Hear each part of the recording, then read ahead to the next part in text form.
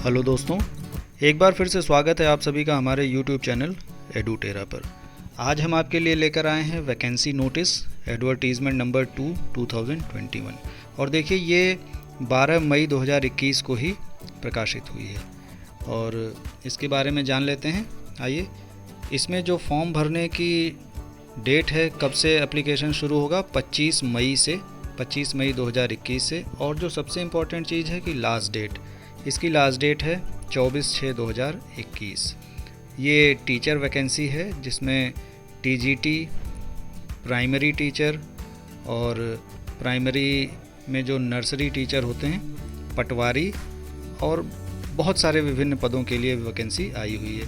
Specially ये video जो हम बना रहे हैं ये टीचर्स के लिए है, चाहे वो टीजीटी हो या फिर प्राइमरी हो। तो आप देख पा रहे हैं कि सबसे पहले जो ज़रूरी चीज़ है, आपको इसकी वेबसाइट पता होनी चाहिए, dssb.delhi.gov.in। Only online applications will be accepted. तो आइए बात कर लेते हैं। सबसे पहला, trend graduate teacher Hindi female, इसकी कुल वैकेंसी है 551। हम यहाँ पर अनरिजर्व की ज़्यादा बात करेंगे क्योंकि पूरे भारत के लोग अगर इसमें अप्लाई करते हैं तो वो अनरिजर्व कैटेगरी में ही आएंगे। उसके लिए यहाँ पर 310 वैकेंसी है। यहाँ फीमेल और मेल के लिए अलग अलग वैकेंसी दिखाई गई है। दूसरा देखिए है यहाँ पर trained graduate teacher Hindi male वालों के लिए है और इसके लिए कुल 556 वैकेंसी है और इसमें जो अनरिजर्व की हैं वो हैं 329। तो दोस्तों वैकेंसी बहुत है, आप अपनी तैयारी और अपनी पूरी मेहनत के साथ जुट जाइए। इसमें विभिन्न पदों के करीब बहुत सारे विषयों के लिए है। देखिए सबसे ज़्यादा करीब मुझे लगता है 1040 वैकेंसी है ट्रेंड ग्रेजुएट टीचर की मेल के लिए नेचुरल साइंस में, और 400 कुछ वैकेंसी यहाँ पर ली गई हैं जो अनरिजर्व कोटे की हैं। उसके बाद trend graduate teacher natural science female के लिए कुल देखिए 824 हैं और आप देख पा रहे हैं अनरिजर्व के लिए। अगर आपने अभी तक हमारा जो चैनल एडुटेरा है उसे सब्सक्राइब नहीं किया है तो उसे सब्सक्राइब करें और बेल आइकन ज़रूर प्रेस कर दें दोस्त, जिससे कि आगे आने वाले किसी भी इन्फॉर्मेटिव वीडियो का नोटिफिकेशन आपको सबसे पहले मिल जाए। तो आइए आगे देख लेते हैं। देखिए trend graduate teacher math female, यहाँ पर कुल 1167 जगहें निकाली गई हैं, यानी ये हमें लगता है सबसे ज़्यादा वैकेंसी है। जो हम बात कर रहे थे नेचुरल साइंस की वो 1040 थी, लेकिन मैथ जो है वो भी फीमेल वाले स्कूलों के लिए या फीमेल कैंडिडेट के लिए 1167, और आप लोगों को तो केवल एक वैकेंसी चाहिए। तो पूरी डिटेल में आपको पूरी जानकारी इस वीडियो में मिलने वाली है। वीडियो हो सकता है थोड़ा सा लंबा हो जाए, लेकिन आपको एक चीज़ की मैं यहाँ पर जानकारी देने वाला हूँ। अभी ये कल ही प्रकाशित हुआ, ये नोटिफिकेशन कल ही आया है। अब आगे चलते हैं। देखिए 6 नंबर पर है trained graduate teacher maths male, इसकी 988 वैकेंसी है और अनरिजर्व के लिए 388 है। अगला है हमारा trained graduate teacher social science male, ये है 469 और 295 अनरिजर्व के लिए। फिर 8वें नंबर पर trained graduate teacher social science female 662 और अनरिजर्व की 341। दोस्तों अगर आप बीएड करके सीटेट पास कर चुके हैं तभी आप इसमें अप्लाई कर पाएंगे। ये एक अनिवार्य शर्त हो चुकी है टीचर्स बनने की, जो एनसीटीई ने सभी के टीचर्स के लिए अनिवार्य कर रखी है। लेकिन आज यहाँ पर एक ऐसे टीचर्स की वैकेंसी आई हुई है जिसमें सीटेट नहीं मांगा गया है। तो वीडियो को पूरा देखिए, ध्यान से देखिए, और मैं आपको बताने वाला हूँ कि कहाँ पर सीटेट की ज़रूरत नहीं है। अगली जो वैकेंसी है trained graduate teacher Bengali male के लिए, उसमें केवल एक वैकेंसी है, वो भी अनरिजर्व है। 10 नंबर पे कौन सी वैकेंसी है? Assistant teacher primary. तो प्राइमरी को मैं थोड़ा सा ब्लू कलर कर दे रहा हूँ क्योंकि इसमें मेल फीमेल वाली बाध्यता नहीं है। इसके लिए कोई भी अप्लाई कर सकता है जो बाकी की शर्तों को पूरा करेगा। ठीक है, तो ऊपर जितने भी अभी तक हमने जो भी बात की 1 से लेकर 10 तक, इन सभी के लिए आपको सीटेट क्वालिफाई होना कंपलसरी है। और जो मैंने ये 2 स्टार बनाए हैं ध्यान से देखिए, जिस पर मैंने ये 2 स्टार डबल स्टार बनाया है, 11 नंबर वाली असिस्टेंट टीचर नर्सरी। इसके लिए वैकेंसी तो काफ़ी कम है और पोस्ट की तुलना में 74 वैकेंसी है, जिसमें 52 अनरिजर्व है। ये एक ऐसी वैकेंसी है जहां पर सीटेट की कोई आवश्यकता नहीं है। इन्होंने सीटेट क्वालिफाई होना कंपलसरी नहीं किया है। ठीक है, तो आइए और देख लेते हैं। बने रहिए वीडियो में हमारे साथ, हम आपको हर एक इम्पॉर्टेंट पॉइंट के बारे में बताएंगे। ये मुझे लगता है DSSB में एक स्पेशल वैकेंसी आई है असिस्टेंट टीचर नर्सरी वाली, जहां पर इन्होंने सीटेट की मांग, सीटेट कंपलसरी नहीं रखा है। तो हम आगे जानेंगे कि इस पद के लिए, असिस्टेंट टीचर नर्सरी के लिए अगर सीटेट नहीं है तो आखिर ऐसी क्या योग्यता है। देखिए 12 नंबर पे आई हुई है जूनियर सेक्रेटेरिएट असिस्टेंट यानी LDC की, फिर 13 नंबर पर काउंसलर है, फिर 14 नंबर पर हेड क्लर्क है, 15 पर असिस्टेंट टीचर प्राइमरी फिर से निकला हुआ है, न्यू दिल्ली म्यूनिसिपल काउंसिल। ठीक है, यहाँ दिल्ली में करीब 2 तरीके के स्कूल होते हैं, तो इसके लिए अलग अलग है। 15 नंबर वाला भी हमें देख लेना चाहिए। कुल 120 वैकेंसी है, जिसमें 45 सीटें हमारी जो है अनरिजर्व की है। अब आगे बात कर लेते हैं। 16 नंबर पे पटवारी है, पटवारी में केवल 10 सीटें हैं। ये भी ठीक है, ये भी अगर आप चाहें तो इसके लिए भी अप्लाई कर सकते हैं। The details of the qualification, age limit, fee, ETC are available, यानी आपको जो वेबसाइट बताई थी हमने, उस पर ये सारी चीज़ों के बारे में इन्होंने जानकारी दे रखी है। तो इसेंशियल क्वालिफिकेशन ग्रेजुएशन विद 45%, और इसमें SC, ST, OBC इन सभी को 5% की करीब छूट मिलेगी। और इसमें डिज़ायरेबल भी कुछ रखा गया है। और जो कंपलसरी वाली बात है वो है कि आपको NCTE द्वारा जो परीक्षा आयोजित की जाती है CTET, central teacher eligibility test, उसी को लिया जाएगा। तो ध्यान रखिए, इसमें जो राज्य के लोग या जो राज्य कराता है टीचर एलिजिबिलिटी टेस्ट, उसको नहीं लिया जाएगा, केवल और केवल सीटेट चाहिए। यानी BA में आपने हिंदी ज़रूर पढ़ा हो और सीटेट पास हो। एज लिमिट की बात कर लें तो एज लिमिट मैक्सिमम 32 ईयर्स है, यानी 32 साल के नीचे वालों के लिए इसमें अप्लाई करने का मौका है। तो वही बात फिर से, मेल हो या फीमेल हो, ये सारी क्वालिफ़िकेशन और ये जनरल चीज़ें दोनों ही कैंडिडेट्स के लिए सेम रहेंगी। Trained graduate teacher natural science male, फिर से यहाँ पर आ गई, बैचलर डिग्री होना चाहिए और इक्विवेलेंट हो with 45%, marks in aggregate in 2 school subject, आपने स्कूल सब्जेक्ट जो लिया हुआ है वो भी होना चाहिए, इंग्लिश हो, मैथ्स हो, नेचुरल साइंस, सोशल साइंस हो। सीटेट कंपलसरी है। हमारा मेन एम आपको दिखाना है यहाँ पर कि बिना सीटेट के आप TGT या ट्रेंड ग्रेजुएट टीचर नहीं बन सकते। वही एज लिमिट 32 साल है। तो फिर से एक बार वही बात दोहराना चाहेंगे कि TGT का कोई भी पद हो उसके लिए 32 साल से ज़्यादा नहीं होना चाहिए, और क्वालिफ़िकेशन वही बैचलर डिग्री रिलेटिव सब्जेक्ट में और 45% के साथ होनी चाहिए। और 5% की छूट कुछ लोगों को दी जाएगी अगर वो जो 2-3 कंडीशंस दी हुई हैं उसे पूरा करते हैं। ठीक है, जैसे अगर आप पोस्ट ग्रेजुएट हैं तो आपको परसेंटेज वाली बाध्यता से मुक्त रखा जाएगा। अगर आप SC ST में आते हैं तो भी आपको वो 5% का रिलैक्सेशन या बाध्यता मुक्त रखी जाएगी। फिजिकली हैंडीकैप्ड हैं तो भी। और कंपलसरी में क्या है, degree diploma in training education और वर्किंग नॉलेज ऑफ हिंदी होना चाहिए और सीटेट पास होना चाहिए जो CBSE कंडक्ट कराती है। तो आइए आगे देख लेते हैं। मैथ्स के लिए या हिंदी के लिए, जिसके लिए भी हो। अब जैसे मैथ्स की बात करें तो आपने ग्रेजुएशन में मैथ्स ज़रूर पढ़ा हो। सबसे इम्पॉर्टेंट पद है इसमें जिसमें मेल फीमेल की कोई बाध्यता नहीं है, वो है हमारा असिस्टेंट टीचर नर्सरी, जो मैंने आपको वैकेंसी दिखाई थी जहाँ पर कुल 74 वैकेंसी थी। इस पे थोड़ा सा हम लोग ध्यान देंगे क्योंकि इसमें मेल या फीमेल की एक तो बाध्यता नहीं है, ठीक है, दूसरा सब्जेक्ट वाली ऐसी कोई बात नहीं है ग्रेजुएशन वाली। तो आइए इसके बारे में हम लोग बात करते हैं। तो यहाँ देखिए फिर से एक बार याद दिला दें आपको कि कुल पद हैं 74, जिसमें EWS के 2 हैं, अनरिजर्व के 52 हैं, OBC के 8 हैं, SC के 9 हैं, ST के 3 हैं, बाकी और भी है। अब आप यहाँ पर देख पा रहे हैं senior secondary school class 12 certificate और इंटरमीडिएट और its equivalent with at least 45% marks from a recognised board और यूनिवर्सिटी।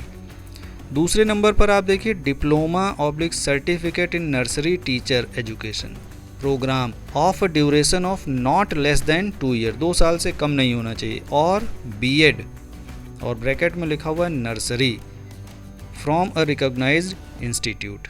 तीसरा है must have passed Hindi at secondary level. तो इसमें आप देख पा रहे हैं कहीं पर इन्होंने सीटेट के बारे में कोई बात नहीं की है, बस ये क्या कह रहे हैं कि आप 12th पास हो और बीएड नर्सरी हो, आप इसमें अप्लाई कर पाएंगे।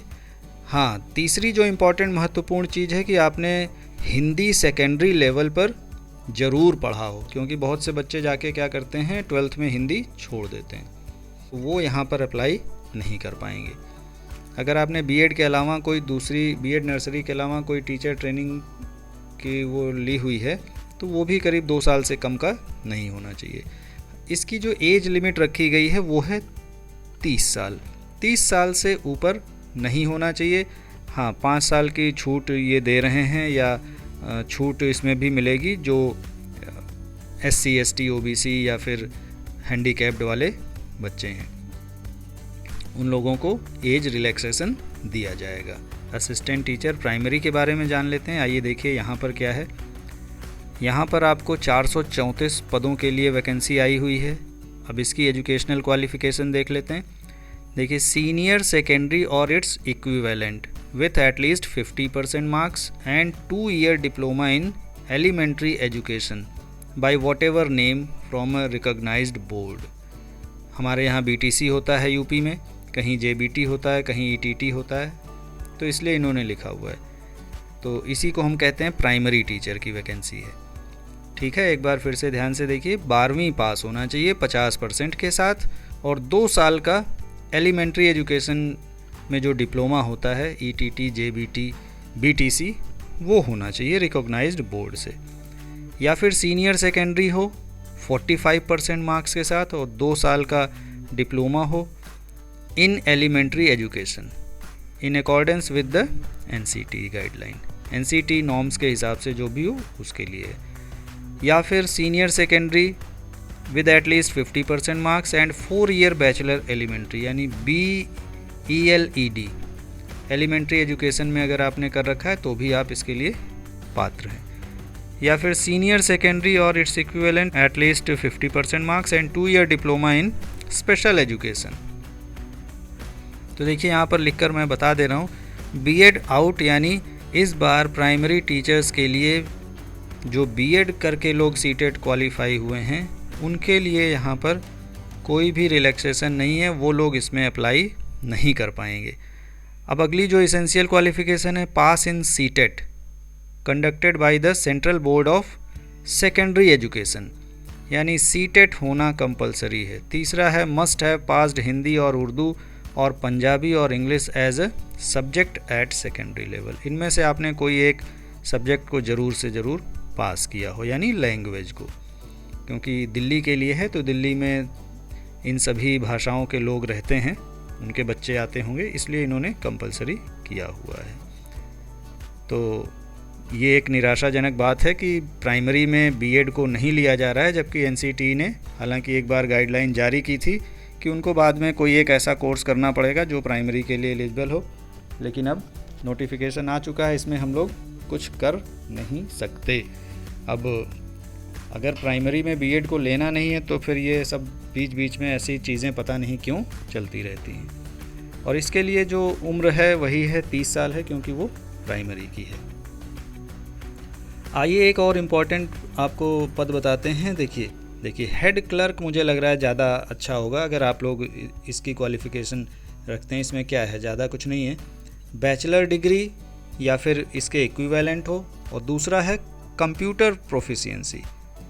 बट इसके पद कुल 12 ही हैं, बहुत कम हैं। अनरिजर्व के लिए 7 हैं। लेकिन 7 भी बहुत हैं, आपको एक ही पद के लिए भरना है। और अगर आप महिला कैंडिडेट हैं तो अभी आपको आगे मैं बताऊंगा कि और क्या क्या फ़ायदे हो सकते हैं।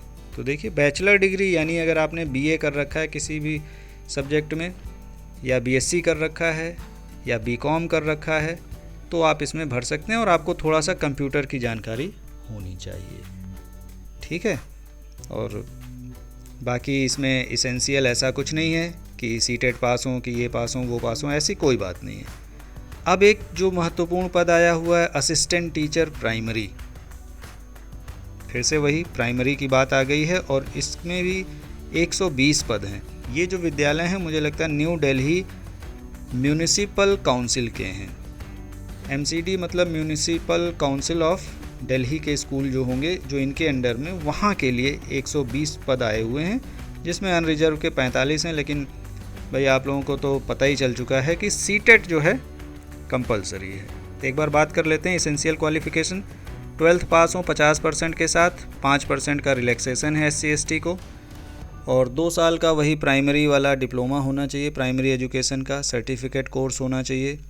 ETT हो, JBT हो, डाइट वाला हो, BELED हो from a recognised institution. Must have passed Hindi in class 10th। यहाँ पर देखिए क्या है, 10वीं में आपने हिंदी ज़रूर पास की हो। उसके बाद वही है सीटेट, आपने NCTE के नॉर्म्स के हिसाब से पास किया हो। यहाँ भी बीएड वालों को आउट कर दिया गया है, यानी बीएड वाले कैंडिडेट इस बार प्राइमरी में नहीं रखे जाएंगे। अब देखिए आगे उत्तर प्रदेश सरकार क्या करती है, क्योंकि बीच में एक बार हुआ था कि इस बार यूपी में भी जो प्राइमरी टीचर्स की वैकेंसी आएगी उसमें बीएड वालों को नहीं लिया जाएगा। लेकिन अभी नोटिफिकेशन जब आएगा तो और चीज़ें क्लियर होंगी। डिज़ायरेबल है कंप्यूटर नॉलेज, अगर आपको कंप्यूटर की जानकारी है तो थोड़ा सा आपको हो सकता है, अगर इंटरव्यू वगैरह होता है तो उसमें डिज़ायरेबल यानी थोड़ी सी प्रेफरेंस दी जाए। एज लिमिट वही मैक्सिमम 30 साल है, यानी 30 साल से ऊपर नहीं होना चाहिए। अब ये जो रिलैक्सेशन वगैरह की हम बात कर रहे हैं, ये केवल दिल्ली में रहने वालों के लिए है, जिसको दिल्ली गवर्नमेंट ने इशू किया होगा सर्टिफिकेट SC ST OBC वगैरह का, उन्हीं के लिए है। दिल्ली के बाहर वाले लोग जनरल में आएंगे, और जनरल वालों को आपको तो पता ही है कोई छूट नहीं मिलती। अब एक और जो इम्पोर्टेंट पद आया हुआ है, देखिए पद तो हालांकि बहुत कम ही हैं, 10 हैं, वो है पटवारी। इसके लिए क्या क्वालिफिकेशन है, देखिए essential graduate from any recognised university और इक्विवेलेंट।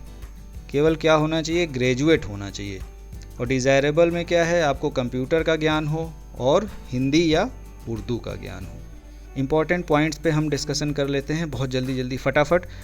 नंबर 1 है the candidate must have apply only online, केवल आप ऑनलाइन ही अप्लाई करेंगे। दूसरा है इंस्ट्रक्शंस आप अच्छी तरीके से पढ़ लीजिए, और वेबसाइट जहां आपको अप्लाई करना है, फॉर्म भरना है, वो है dssbonline.nic.in। यहाँ पे लॉगिन करके आप अपना आवेदन कर सकते हैं। वही बात है, रिजर्वेशन का लाभ केवल दिल्ली वालों के लिए है। सबसे इम्पॉर्टेंट पॉइंट है जो 5वां, इसका आपको ध्यान रखना है, the centres for the holding of examination will be in Delhi NCR only, यानी परीक्षा केंद्र जो भी होंगे वो केवल दिल्ली में ही बनाए जाएंगे। Candidate must carry in original Aadhaar card any other government ID। तो आपको क्या लेके जाना है, आधार कार्ड या फिर कोई गवर्नमेंट वाली ID। अब एग्ज़ामिनेशन फ़ीस यहाँ पर बहुत कम है, केवल 100 रुपये है, यानी अगर आप आवेदन करना चाहते हैं तो हर पद के लिए 100 रुपये आपको देना पड़ेगा। और इसमें जो सबसे महत्वपूर्ण बात यह है, women candidate and candidates belonging to SC ST PWD and ex serviceman category are exempted from paying application fees. यानी कोई भी महिला अभ्यर्थी अगर इसमें आवेदन करती हैं तो उनको ये जो 100 रुपये लगने वाले हैं ये भी नहीं देना है, उनको इससे भी छूट की गई है। तो ये इम्पॉर्टेंट पॉइंट था। और भी आप थोड़ा सा आगे चाहें तो पढ़ सकते हैं, एक्स सर्विस मैन के बारे में बताया गया है, और कुछ फ़ी जो पेड कर दी आपने वो एक बार अगर कर दिया है तो वो किसी भी सूरत में वापस नहीं होगी। ठीक है, मोड ऑफ सिलेक्शन क्या होगा, 1 टियर या 2 टियर का टेस्ट हो सकता है। ये बोर्ड डिसाइड करेगा, हालांकि इन्होंने कुछ पदों के लिए बता भी रखा है, बाकी इंपॉर्टेंट इंस्ट्रक्शंस में वही सारी बातें हैं। अब जो अगला महत्वपूर्ण पॉइंट है कि इसका सिलेबस क्या है, अगर 1 टीयर एग्ज़ाम होना है या 2 टीयर होना है तो उसके बारे में हम लोग बात कर लेते हैं। देखिए, syllabus for 1 tier and 2 tier examination schemes, कि भाई क्या सिलेबस होगा। तो सबसे पहला है 1 टीयर, यानी कि general technical examination. Section A, यानी मुझे लगता है 2 सेक्शन होंगे, हाँ नीचे सेक्शन बी भी है। पहला जो उसमें होगा general awareness. Questions will be designed on test the ability of the candidate general awareness, और उसमें क्या क्या पूछेंगे, जनरल नॉलेज पूछेंगे, history, polity, constitution, sports, art, culture, geography, economics, everyday science. अरे भाई बहुत सारी चीज़ें हैं, जीके में सब कुछ आ जाता है, तो काफ़ी अधिक मेहनत आपको करनी है जीके जीएस के लिए। उसके बाद रीजनिंग है। रीजनिंग में आप समझ सकते हैं वर्बल, नॉन वर्बल, कुछ मैथ्स भी हल्की फुल्की आ जाती है, विजुअल भी है। फिर एरिथमेटिकल एंड न्यूमेरिकल एबिलिटी, यानी मैथ्स है। और अगर आप इन चीज़ों को अपना इम्प्रूव करना चाहते हैं तो एडुटेरा पर विजिट करते रहिए, आपको बहुत सारे ऐसे वीडियोस मिलते रहेंगे जहां मैथ्स की शॉर्ट ट्रिक है, करंट अफेयर्स है, आगे आने वाले दिनों में और भी बहुत सारी चीज़ें आपको मिलने वाली हैं। तो मैथ्स में देख लीजिए LCM, HCF, ratio, proportion, percentage, average, profit loss, discount, simple interest, compound interest, ये सारी चीज़ें हैं। करीब अगर आप 10th तक की मैथ अच्छे से पढ़ लेते हैं तो आपका यहाँ पर काम हो जाएगा। फिर जो अगला सेक्शन है हिंदी लैंग्वेज का है, और उसके बाद इंग्लिश लैंग्वेज का है। कुल मिला के 5 सेक्शन बनाए हैं इन्होंने। सेक्शन बी वही होगा आपके सब्जेक्ट से रिलेटेड, अगर वहाँ पर ईटीटी, जेबीटी या बीएड या बीएड इन नर्सरी ये सभी मांगा गया है, पूछे जाएंगे। यहाँ पर आप देख पा रहे हैं एज रिलैक्सेशन जो हम पहले ही बता चुके हैं, SC ST 5 years, OBC 3 years, PWD 10 years, PWD plus SC ST हैं तो 15 ईयर्स, और PWD प्लस OBC हैं तो 13 ईयर्स। यानी जब आप एग्ज़ाम में जाएंगे तो क्या करना है, A light clothes with half sleeves not having big buttons, brush, badge, flower ETC with salwar trouser. B में क्या है, slipper, sandals with low heels, shoes are not allowed. ये एक इम्पॉर्टेंट अनेक्जर है। इसमें आप देख रहे हैं कि in the continuation of this office notice of even number 94/2013 the board has decided to prescribe minimum qualification marks in 1 tier और 2 टीयर। मतलब आपका वो चाहे 1 चरण की परीक्षा हो या 2 चरण की हो, अगर आप जनरल कैंडिडेट हैं तो आपको 40% जितने भी सेक्शन हैं सब में लेना कंपलसरी है। 2 सेक्शन है अगर आप में आपके एग्ज़ाम में तो आपको 40% पहले सेक्शन में लाना है और 40% दूसरे में। OBC वालों के लिए 35 है, SC ST PH के लिए 30 है। Ex service man will be given 5% relaxation. अब अगर आप एक्स सर्विस मैन हैं तो आपको 5% की छूट दी जाएगी। एनेक्जर नंबर शायद 5 है ये, और यहाँ पर इन्होंने बताया हुआ है इस एनेक्जर में कि आपका जो पद है, आपकी जो पोस्ट है, उसमें कितने टीयर वाले एग्ज़ाम होंगे। तो हमें देखना है 42 से 47 वाला टीचिंग के लिए, ठीक है। 1 टीयर टेक्निकल टीचिंग पोस्ट, आप पहला भी देख सकते हैं 33 से 41 वाला, या दूसरा भी देख सकते हैं। दोनों ही एक जैसे ही हैं, दोनों ही 1 टीयर हैं, और दोनों में 200 क्वेश्चन पूछे जाएंगे। 200 नंबर का आपका पेपर होगा। तो दोनों में ही करीब करीब एक ही जैसी बातें हैं। 100 मार्क्स के MCQ होंगे, यानी 20 मार्क्स के ईच सेक्शन। वही मैंने आपको बताया, GK, GS, reasoning, math, English, Hindi, और 100 नंबर का आपका जो भी एजुकेशनल है, JBT, ETT, BEd, nursery, primary, जो भी आपने पढ़ाई की है उससे लिया जाएगा। और ये सारे के सारे जो क्वेश्चन होंगे वो MCQ होंगे, मल्टीपल चॉइस क्वेश्चंस होंगे। तो ये आपको ध्यान रखना है। आपको अपनी जनरल नॉलेज और मैथ और इंटेलिजेंसी और रीजनिंग के अलावा अपने सब्जेक्ट पे भी फोकस करना है। और एक बार फिर से आपको बताएं, अगर 100 नंबर का हो रहा है दोनों सेक्शन, तो यहाँ पर 40 और 40 यानी 80 नंबर मिनिमम आपको लेना है। दोनों में 40 से कम नहीं होने चाहिए। ऐसा नहीं कि एक में आपने 80 ले लिया, दूसरे में 0, तो आपका सिलेक्शन हो जाएगा, नहीं। आपको दोनों में मिनिमम 40-40 लेना ही है। पॉइंट नंबर 2, नोट आप फोकस करिए, ध्यान से देखिए। Negative marking will be applicable and deduction of 0.25 marks will be made for each wrong MCQ answer. तो पॉइंट 1 के बारे में तो हमने पहले ही बात कर ली कि ए और बी दोनों में आपको अलग अलग क्वालिफाई होना है। लेकिन दूसरा पॉइंट, नेगेटिव मार्किंग है कितना, 1/4। ठीक है, आगे आने वाले दिनों में मैं एक ऐसा वीडियो लेकर आऊँगा जिसमें आपको अगर कोई क्वेश्चन नहीं आ रहा है तो जिसे कहते हैं गेस कैसे करें, तुक्का कैसे लगाएं, इस पर भी हम बात करेंगे। और मैं आपको ट्रिक्स बताऊंगा जो आपको इसमें बहुत फ़ायदा पहुंचा सकती है। तो एडुटेरा पर बने रहिए, एडुटेरा पर वीडियोस बहुत सारे आते रहते हैं। तो अगर अभी तक आपने हमारे चैनल को सब्सक्राइब नहीं किया है तो सब्सक्राइब करके बेल आइकन ज़रूर प्रेस कर दें। तो मुझे उम्मीद है कि आपको बहुत सारी जानकारी DSSB टीचर्स की जो वैकेंसी है उसके बारे में मिल चुकी है। मेरी शुभकामनाएं हैं आपके साथ कि आप अपनी तैयारी अच्छे से करें और आपका चयन इसमें जिस भी क्वालिफ़िकेशन को आप रखते हैं उसमें ज़रूर हो जाए।